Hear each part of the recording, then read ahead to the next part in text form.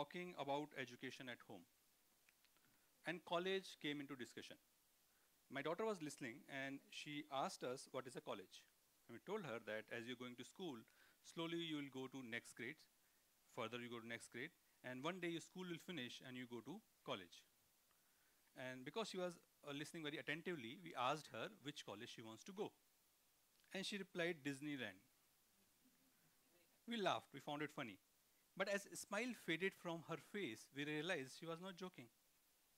She was 3 years old at that point of time. She was going to play school. She imagined if a bottom of education is so much fun, full of toys, top of education will be Disneyland. Now she has grown up by a couple of years. She started realizing realities of education. Problem with educations are not unknown to anyone.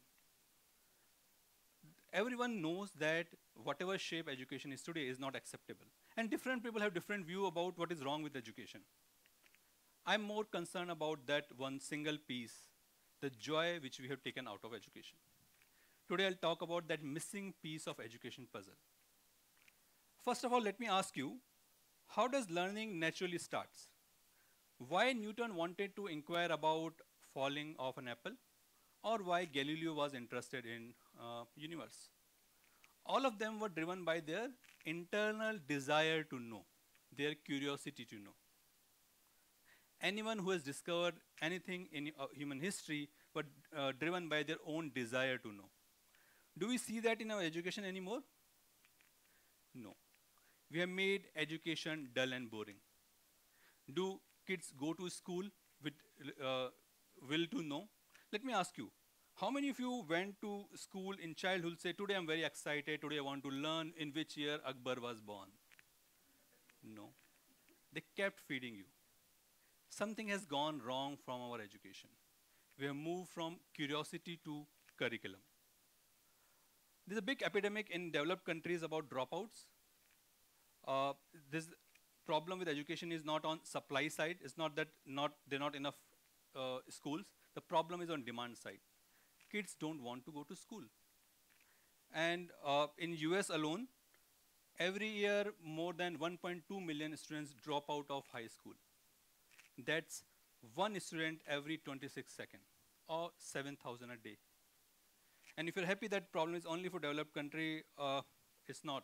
For India also, between age 10 to 14 years, 1/3 of students drop out of school because of disinterest in education. Dropout because of other reasons are much smaller. Isn't it a little bit contradictory to our image of kids asking always questions? Something has gone wrong. If kids want to learn something, they can learn. So there's no split between talented and non-talented kids. It's interested or non-interested kids. So if you find out a kid who is non-talented, someone failed to raise his interest. We have failed, not that kid. Our education system is based on carrot and stick, right? You are given bribe for good marks, rewards, recognition which comes with good marks, jobs which come with good marks, or punishment, fear of failure. Where is natural desire to know? Where is your inner curiosity? Whatever we are giving them is not natural learning, it's artificial learning. And if you are concerned about artificial food so much, we should be even more concerned about artificial learning. The way artificial food is harming our bodies, artificial learning is harming our minds and souls. The argument that curiosity is needed for learning is not very intuitive, although all of us know, but there's a lot of research around it. Let's look at one of the famous research. This was done in MIT. What they did is they created a unique toy out of PVC pipes. And they ran an experiment of 4 to 6 years of kids. So if you see this is a toy here, it has 4 functions. All 4 of them are not visible from outside. First function is if you pull out yellow tube out of purple tube, it makes a squeak sound. The other 3 functions, light button is there inside that. If you press, light will lit at that end. There's a music which you press, and then there's a mirror inside. What they did is they split the kids into 2 sections. One group was shown the toy and shown the first function, how the squeak sound works. So teacher said, okay, this is my toy. If you pull out this, it will make a sound. Isn't it good? And then put the toy back. Another group was whom they didn't tell any instructions. Say, this is a toy, doesn't it look like interesting? Kept it out and put it back. And after that, they left kids to play with toys, to wanted to see if they are able to explore other three functions or not. What they realized, the group which was told about that one function did much better on that function. But the kids who were not told anything spent more time on toy. They started exploring more.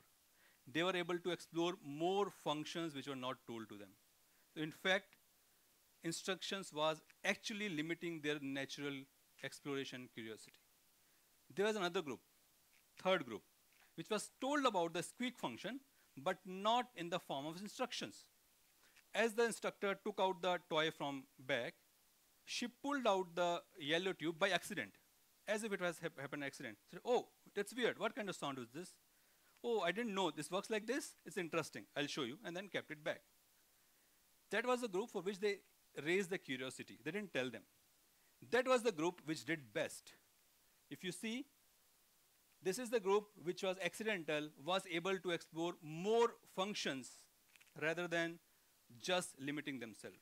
So this study proves with instruction, kids limit themselves to what is taught to them. If you don't give instructions to them, they explore more. But if you raise their curiosity, they do much better than other areas. Kids generate curiosity at very early age. It is proved that kids as young as 2 months old prefer unknown pattern over known patterns. So kids come with curiosity. So we don't need to tell them, but we need to encourage it to keep it. Kids start pointing finger at around 1 year of age. That means they're asking you question. They want to bring your attention to the things they are watching. So their way of asking at that age before they can speak is pointing fingers. An experiment was done. They took 16 months old kids and split into two groups. They were shown objects which were familiar to them, right? For one group, when the kid pointed finger, he was told right name. For another group, if the kid pointed finger, he was told wrong name. So if pointed finger to cup and he knew cup, it was told ball. It was realized for the kids, second group, who was given wrong answer, stop pointing finger, reduce pointing finger. That means if they understood there's no point asking, they're not getting right answer. So if you don't satisfy curiosity, curiosity actually dies. That actually also means a 16 months old can also figure out if you're a dumb. So be aware. They wouldn't waste time with you then. Impact of curiosity is not just for kids, it's even for adults. There was an experiment done on young and old adults. So they were shown series of questions. They were shown a question, asked to rate their curiosity about that question, and then given the answer. Okay? And then after some time, they were there a surprise recall test. What they figured out, the questions about which people were more curious, they were able to recall answers more. Another interesting finding was the impact of curiosity was across ages. So curiosity even helps if you are aging. It's not just for kids. What they did interesting is, when they showed you a question, asked you to rate your curiosity and gave you answer, in between they showed you a random face. The face which has nothing to do with the question itself.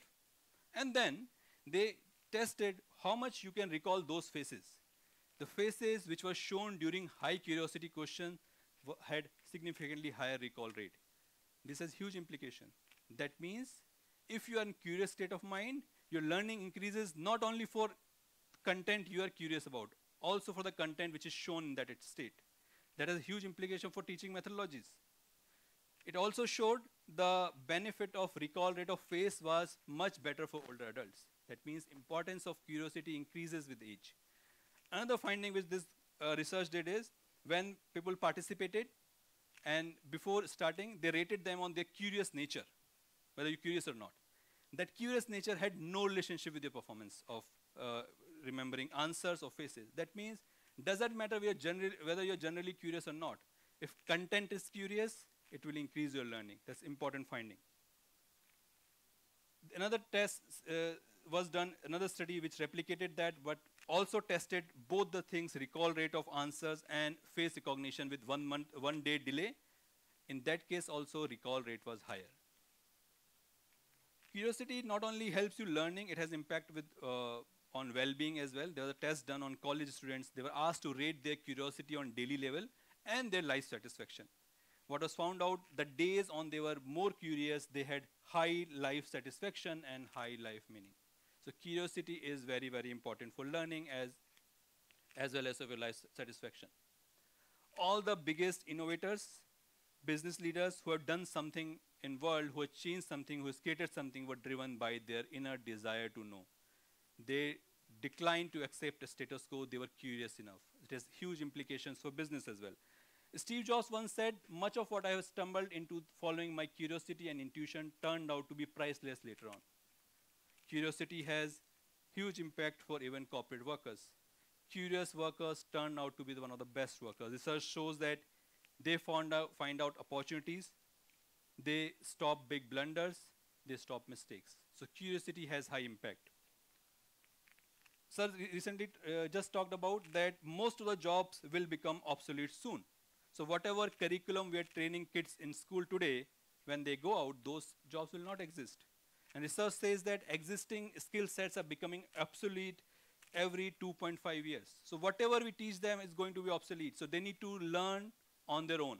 But we are raising a generation which is not used to learning on their own.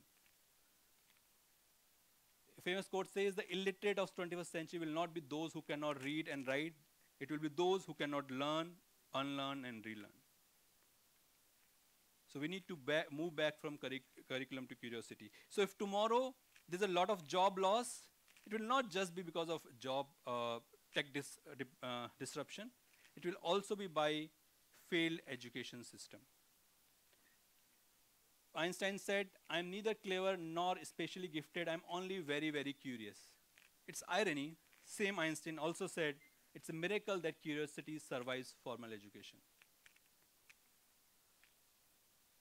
We need to go back to curiosity. We need to make education interesting again. I have a dream that schools become a place where students go to satisfy their curiosity. When they walk in, they're not fed knowledge. They're not even told what to learn. They tell what they want to learn. And schools are facilitator to satisfy curiosity or raise curiosity. I have a dream that tomorrow colleges will actually be fun and colleges will actually look like a Disneyland. Thank you.